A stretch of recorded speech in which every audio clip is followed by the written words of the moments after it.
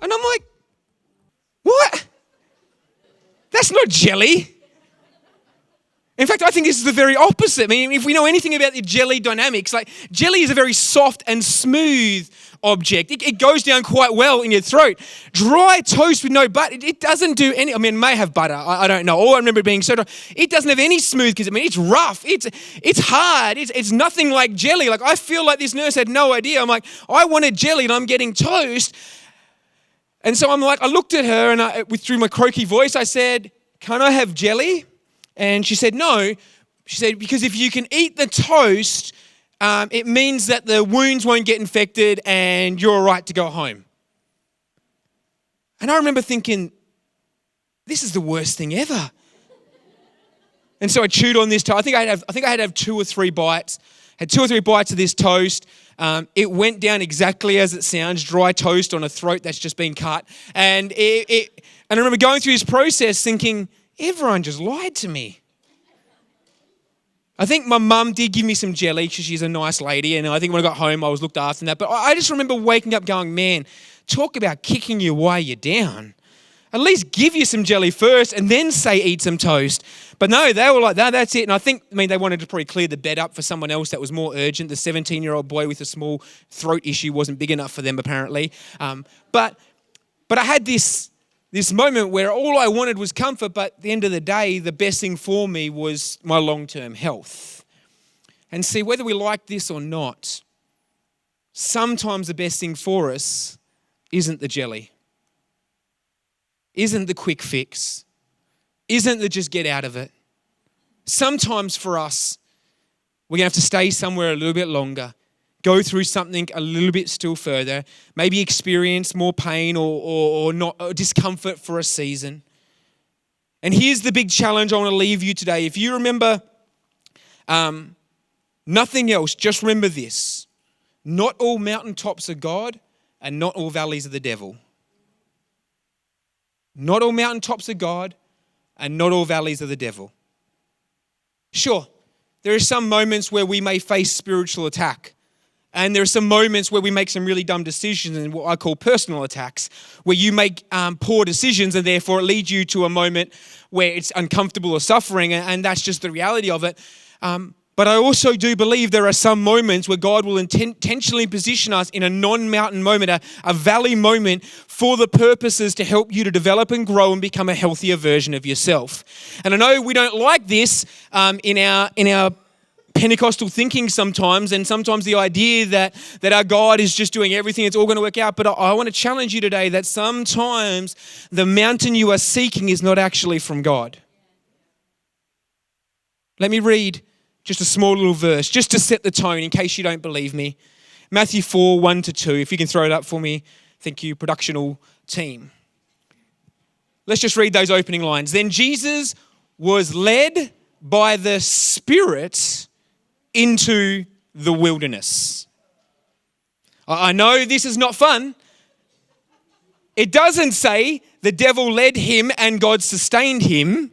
Although God does sustain, it says God led him and God sustained him, and the devil tempted him. And so in this moment, we actually see this idea of mountains and valleys, because what does the devil tempt him with? A moment of mountaintop experiences, the good moments, the highlight moments, the moments that are all nice, and says, why don't you shortcut and just head back out of your valley, Jesus, and get back to your mountaintop moment? Look, I'll give you all the kingdoms. You can have a mountaintop moment. Hey, turn the rocks to bread. You can have, it's much better to eat than it is to starve, the comfort of that. And actually in this moment, for whatever reason, and I don't have all the theological answers, but the Spirit of God led Jesus into this difficult moment to refine something. I know this because Jesus, it says he comes out different to the way he came in.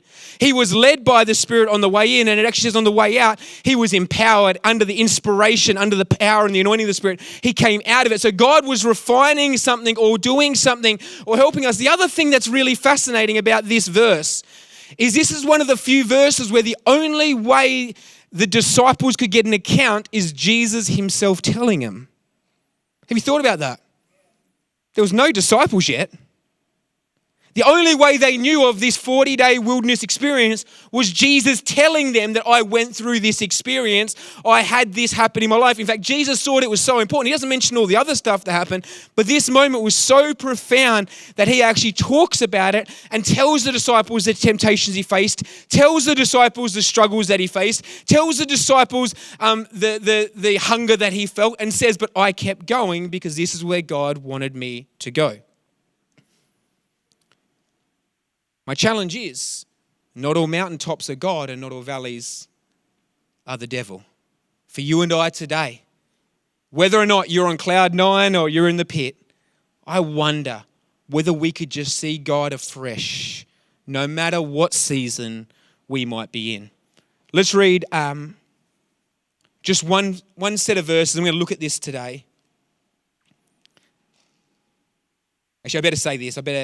So many of us have taken on a non-biblical views of life where we are aspiring to success and aspiring to greater. And the danger is the scriptures don't always align with this idea that your life should always get better. Gee, you got quiet. Your life won't always get better. The reality is what I've read in scripture and what I've experienced in life and what I've seen in others is that you will all have ups and downs in life. And one of the problems is that discourages and pulls people away from the faith is when they see and don't understand that not all of life is up, up, up, up, up. And that in fact for all of us there are good days and there are hard days. There are good weeks and there are hard weeks. There are good months, there are hard months. There are good years and there are hard years. And the reality is sometimes it's own disobedience and sometimes it's just a circle of life. I want to challenge us to understand this. Christians look different not because of their external situations, but because of their internal response. See, what happens is often is we've created this image to say, I'm a Christian, therefore look at my life. I dare to say this, look at me, I'm a Christian, don't look at my external life because it looks similar to yours. Look at my internal response. Because when you don't forgive, I will forgive. When you don't keep moving, I keep moving. When you want to give up, I don't give up. Why? Not because my external circumstance is different to anyone else, not because I don't experience suffering, but because I have a hope that you can't get from the external circumstances around me. Do you understand? Like, the purpose of it was never about showing the world how good our life is. It was about showing how we can live our life no matter what's going on around us. Your workplace, your family, your friends don't look at you and go, oh man, being a Christian is really comfortable, isn't it? Well, I hope they don't. Or being a Christian, you just don't have any bad things happen to you. Oh, being a Christian, it all just works out for you. No. Being a Christian, they should be able to look at us and say, man, yeah, just like me, I've had that situation. Just like me, that death did occur in your family. Just like me, that financial hardship did come into your family. Just like me, that situation. But you acted different to the way everyone else acted. Your normal circumstance, your response was different. And the call of a Christian, the call of a follower of Jesus is not that they would have different external circumstances, but they would have a different internal response. Whether you're on a mountaintop, you need a different response. Or whether you're in a valley, you need a different response. And so my challenge is for us, how will we respond? The Apostle Paul writes this to the church in Philippi, and we're just going to read these 3 verses today and just chew through them for a couple of moments and ponder the idea how to handle whatever season I am in. Philippians 4:11-13 says this, not that I was ever in need. So Paul commends the church in Philippi for the gifts and the way they were wanting to provide and support him. For I have learnt how to be content with whatever I have.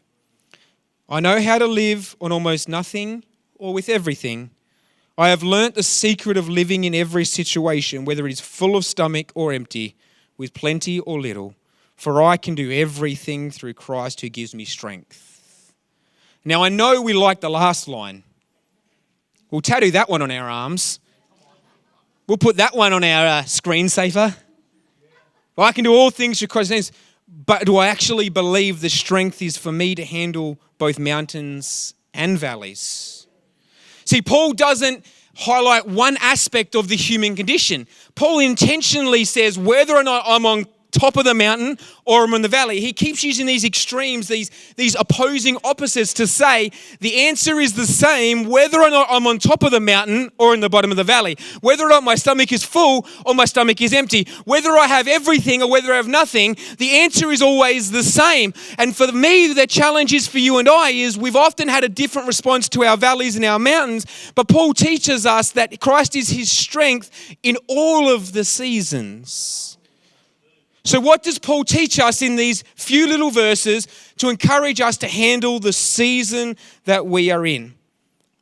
How do we steward? Okay, this is the way I've worded it for today. Stewarding your season that you're in today. How do we steward this season? Right now you are in a season and you are responsible to manage it right. You may be in it for a week. You may be in it for a month. For some of you might get a miracle, like Gerald, and we're praying for miracles and believing for breakthroughs. For some of you, you might not get it till eternity. But what I want you to know is that you are responsible to steward it well. How do you steward it? So the first thing he teaches us is that we need to steward our seasons by learning that both mountains and valleys are opportunities to deal with the idols in our life. Both mountains and valleys are opportunities to deal with the idols that exist in our life. Let's read this opening line again. Not that I was ever in need, I have learnt how to be content with whatever I have. I have learnt to be content with whatever I have. In other words, Paul was saying there was no external thing that could provide satisfaction for me or provide an answer for me outside of Jesus. I wonder if in some ways in our life, we could be in danger of creating idols and saying those are, if I got, now again, I'm not saying we shouldn't believe for miracles. Don't misinterpret me. I believe in that song we just sang before. I believe in God can do miracles, but I also believe sometimes God's going to say no. I know it's not nice. God's going to sometimes say, no, I'm not going to give that miracle straight away. Why? Because there's idols in your life that he wants to deal with. Idols of money. Idols of greed. Idols of like this idea that what you are happening around you, affirmation, confirmation, love and support from others. Not saying we shouldn't have these, but if they take the place of God, they become an idol.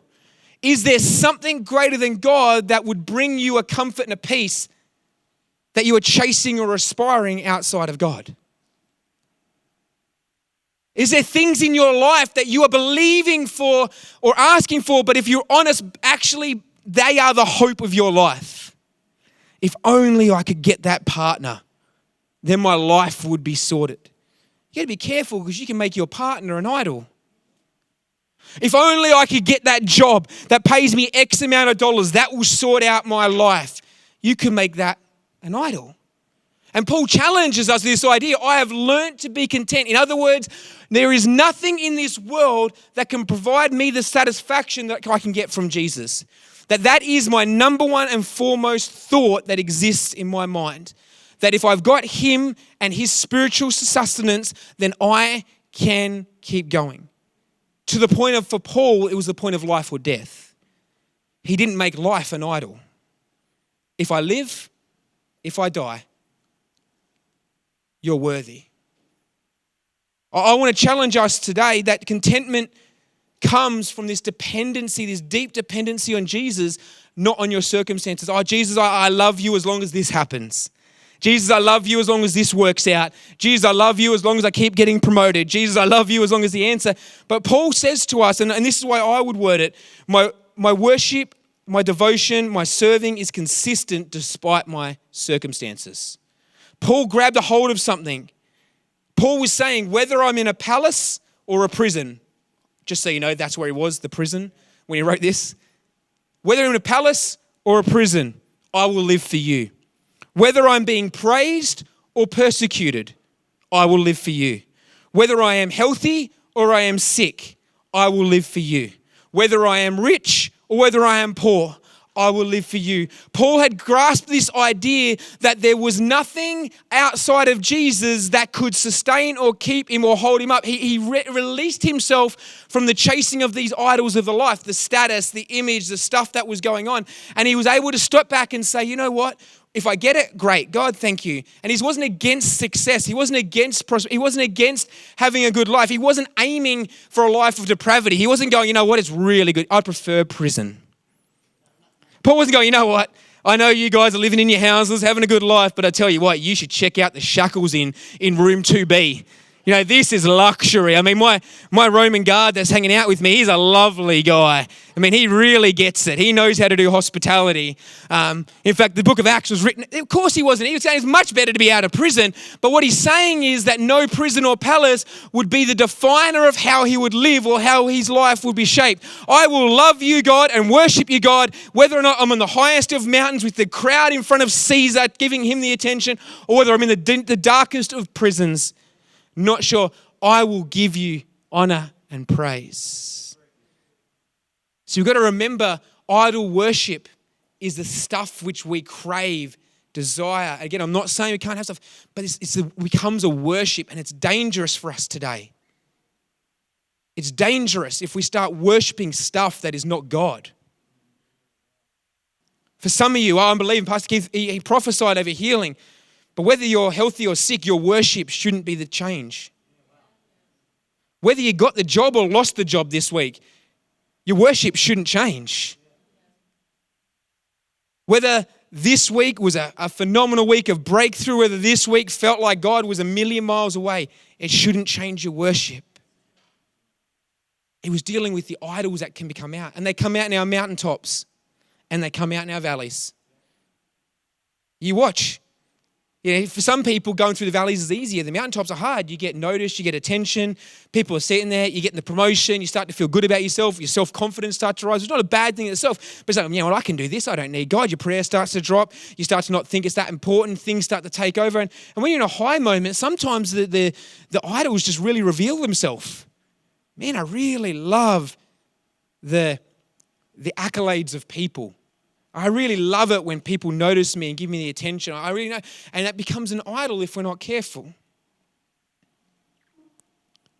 Colossians 3:5 says, so put to death the sinful earthly things lurking within you. Have nothing to do with sexual immorality, impurity, lust, and evil desires. Don't be greedy, for a greedy person is an idolater. Worshipping the things of this world. Again, I believe our God is a provider, and you may have some good things in this world, but don't ever cross the line where they start becoming the things that you worship. There should be nothing in this world that is a deal breaker for your relationship with God. I want you to ask yourself this one question. Is there anything, if God took it away, that's a deal breaker? Because the answer should be no. God is God. Lesson 2. This one's more fun. It's okay. Don't worry about it. You can relax now. Breathe. Everyone just take a deep breath. Okay. I won't talk about idols anymore. It's all right. Lesson 2. Both mountains and valleys need fresh vision. I love this line. Listen to what it says here. I hadn't seen this before. We'll read that verse again. I have learnt the secret of living in every situation. I want you to listen to this again. I have learnt the secret of living in each situation. In other words, Paul had adapted himself based on the moments that he was in. He learned to live in those moments. He learned to embrace those moments. He learned to make the most of those moments. And so he would start to ask himself and reflect and go, God, what are you up to in these moments? I have learned to live. I mean, there's some of us that go through seasons of life and our whole goal is just not to die. But we never really live. What if right now the situation you're in, God is up to some of the most miraculous, wonderful, beautiful things that would lead you into a deeper and closer relationship with Him, but we're not seeing it because we're so enamored with getting out, we forget to live what we're currently in. And I love that Paul says, I am living in this moment. I'm alive in this moment. And what I want to challenge you with, every season, you need to ask the Spirit of God to show you what He is up to in this moment. Here's my challenge for you and I, is we often take what we once saw into the new season and we spend our whole time trying to get back to what once was.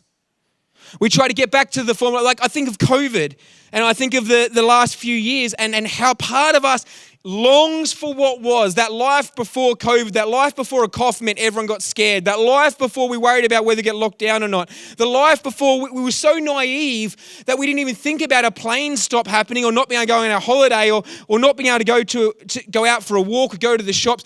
Before that time, there's part of us that goes, man, I just want to be able to go back to that. And we pray for God to restore what was rather than allowing a transformation to occur in the season to be a new version of us on the other side. And see, Paul says, I've learnt to live in every season. I've learnt to live. And so when he was in prison, he would look for the opportunities. God, what are you up to in this prison? God, what are you up to right now? God, what are you doing right now? God, what are you showing right now? God, what are you revealing right now? And I think whatever you're in, whatever you're facing, whatever season you might be in today, here's my challenge. Whether you're on a mountain or in a valley, Spirit of God, show me what you're up to right now. Show me what you're up to. Show me what you're doing. Show me what you're working on. Show me what you're dealing with. Can I encourage every person not to race for the exit signs of hard seasons, but to pause long enough to actually allow the Spirit of God to reveal to you what He wants to do. What He wants to do. How He wants to work. How He wants to reveal. How He wants to transform you. Because maybe you're on cloud nine, maybe you're on the top of your mountain and your life is great. Please don't just keep trying to ride the train through and just keep making it happen. Pause, God. What are you trying to show me right now? God, what could lead me to know you, depend on you, and trust you more? In what areas right now where I feel like everything is working for me, could I just pause long enough, not keep the motion going, not keep the stuff happening, not just keep going, but actually, Spirit of God, would you speak to me? Paul says, I've learned to live in all situations. Where you are today, what you want is the Spirit of God speaking to you about what He's up to, what He's doing. Because I think we can look back in hindsight and we can see it. But the only one that can see it in the moment is Him. All of you have had it. You've all gone through, let me just be honest here. We've all gone through a hard time. And if you haven't, good luck. But we've all been through a hard time. And it's only at the other side of a difficult season can we look back and see that actually, you know what, as much as I wouldn't ask for it, as much as I wouldn't go there, I thank God that He was transforming and working on me through it. Can anyone else relate to me? Like, we've seen it. The problem is when you're in it, it never feels like it. And so the only thing you can do is say, God, could you help me to see right now? What are you up to in this moment? What are you doing right now? Can I just stay a part of your kingdom and stay a part of what you're doing? Because I don't know how long I'm going to be stuck in this prison in Rome. I don't know how long I'm going to be here, but I'm going to do what I can do right now. For you and I, could you ask the Spirit of God just to breathe on you again? Speak to you again right now. You know, He is absolutely, I promise you this. There's one thing I'm certain of. God is not in the business of unnecessary suffering. He's not in the business of making your life hard for fun. God is not in the business of going, you know what, how can I make these people suffer as much as I can?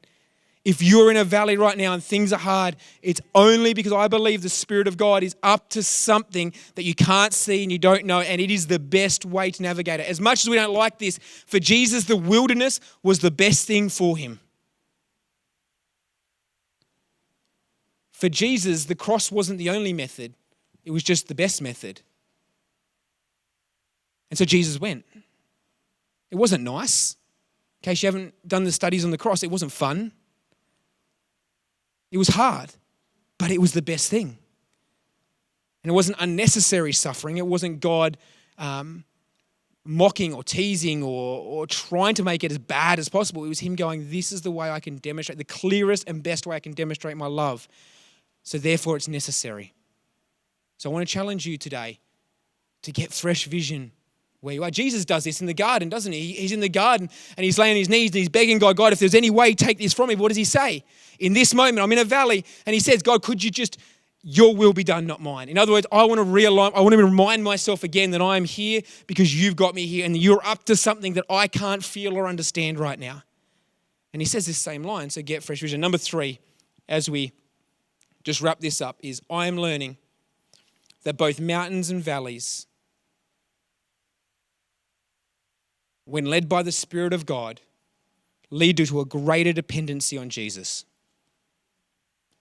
If nothing else, whatever you are in today, you should be able to say, it's making me more dependent on Jesus. Paul says the most profound line, for I can do all things through Christ who gives me strength. Yeah, I know you can't do it. I know it's too hard. I know the valley is too deep right now. I know the lure of whatever's going on is too enticing. I know what you're facing. It's impossible. I get it. In your humanity, you can't do it. You can't keep going. You can't keep standing. You can't keep worshiping. You can't keep following. You can't keep doing it. But I want to challenge you today. Yes, you're right. You can't, but he can. Paul didn't say, I have learned that I have got the strength and I can do it. He turns around in his final little bit, and I love this line, for I can do all things through Christ, who gives me strength. Whether you're on top of the mountain or the valley today, here's my challenge. You should be becoming more dependent on Jesus. More dependent on Jesus. I know we like to cry out to God when things are crap. And when things are good, we just thank him and go on and do our own thing. But no matter what season you're in, would I challenge you? Are you doing it in his strength or yours? Are you doing it in his strength or yours? Have you worked it all out? Have you figured out the plan? You've made it all happen. You've worked, and just stop and say, Holy Spirit, would you help me? Because I want to do it in your strength. What I love about this Pentecost Sunday, and anyone that knows me, I'm certainly not a traditionalist of any sense of that, but you know what I love? I'm just reminded, if nothing else today, there was a bunch of people that couldn't, but with the strength of Jesus and the empowerment of the Holy Spirit, all of a sudden they could. There was a group of believers that didn't have the capacity, who didn't have the ability, who didn't have the strategy, who didn't know how this thing would grow and this church would exist, who had no plan and no strategic thinking. All they had was a dependency on Jesus and a belief that the Spirit of God would come and work. And from that moment onwards, the church was birthed and something happened. But can I just encourage you, that moment was birthed on dependency. Jesus said, go to the room and wait. And so they waited, and they waited, and they waited. And because their dependency was on him, God rocks up in a way like they never would have expected. Does a work in them like they never could have imagined. Crazy guys like Peter now, who couldn't even acknowledge Jesus, is now preaching to thousands of people. Not because of how good he was, but because they were dependent on him. They faced immense persecution because of their dependence on him. The church thrived because of their dependence on him. They navigated tensions and disunity and struggles because of their dependence on him. They managed to face through a huge season of oppression because of their dependence on him. Today, no matter where you are, would you again put your dependence on him? Would you again go back to him and say, Jesus, I need you in my life? Whether you've been in church your whole life or this is your first Sunday, for every one of us, the answer is the same. I need you, Jesus. Paul, sitting in a prison, chained to probably a Roman soldier, writing to the church in Philippi, saying, it's Jesus. It's Jesus. Church, listen to me. It's Jesus. I'm a wise man. I've done a lot of good stuff. He goes on and says, I could brag about all sorts of things. But I'm telling you, I want you to know the way for you to survive this life is you've got to keep turning back to Jesus. You've got to keep putting your faith in Jesus. You've got to keep trusting Jesus. Your stuff around you will not be the answer. I know what it's like. Listen to the cry of Paul. I know what it's like to have everything, and I know what it's like to have nothing. I know what it's like to be absolutely flying and be the super apostle, and I know what it's like to be rejected by everyone. And I'm telling you, I've experienced all of it. And as I sit here in a prison and I'm writing to you, church, I'm telling you, the only way that you can keep doing it is you've got to be dependent on Jesus. The same message Paul is saying through the Spirit of God we could echo today. Church, rise. Put your dependence on Jesus. Put your trust in Jesus. Stop looking at the stuff around you to solve your problems. They're not.